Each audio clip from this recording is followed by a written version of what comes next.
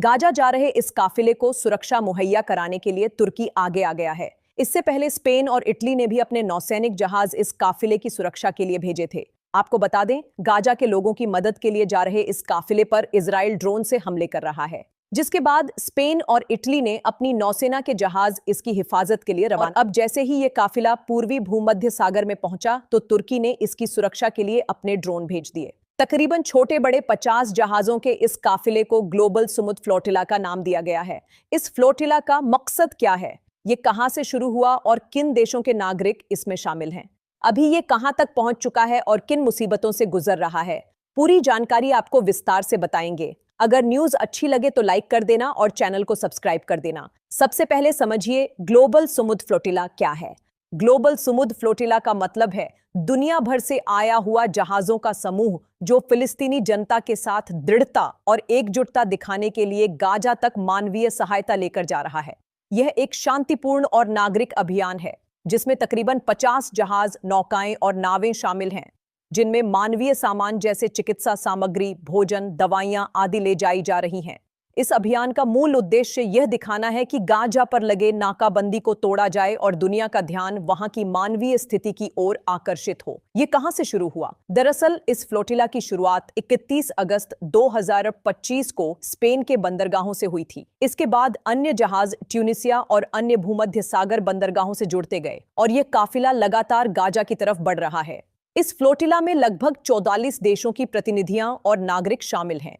इसमें भाग लेने वाले देशों में ऑस्ट्रेलिया, ब्राजील, दक्षिण अफ्रीका, कई यूरोपीय देश शामिल हैं। लेकिन अब इंडोनेशिया, मलेशिया, फिलीपींस, बांग्लादेश आदि देशों के सक्रिय लोग भी इस मिशन में शामिल हो चुके हैं। इस मिशन में जिन देशों के पासपोर्ट धारक लोग शामिल हैं उनमें Algeria, Australia, Brazil, France, Germany, Indonesia, Italy, Lebanon, Malaysia, Netherlands, Norway, UK, USA आदि शामिल हैं। जब यह काफिला इटली के पैंतेलेरिया द्वीप के पास पहुंचा तो इसके संरक्षण के लिए इटली और स्पेन ने अपने नौसैनिक जहाज भेजे हैं ताकि फ्लोटिला को ड्रोन हमलों या अन्य खतरों से बचाया जा सके। इस समय फ्लोटिला मुख्य रूप से ग्रीक जल क्षेत्र में है और क्रीट द्वीप के दक्षिणी हिस्से के पास यात्रा कर रही है। यह काफिला ड्रोन हमलों समेत तमाम मुश्किलों का सामना करते हुए लगातार गाजा की तरफ बढ़ रहा है। जैसे ही यह काफिला पूर्वी भूमध्य सागर में दाखिल हुआ, तुरंत तुर्की के ड्रोन्स ने इसे अपनी निगरानी में ले लिया।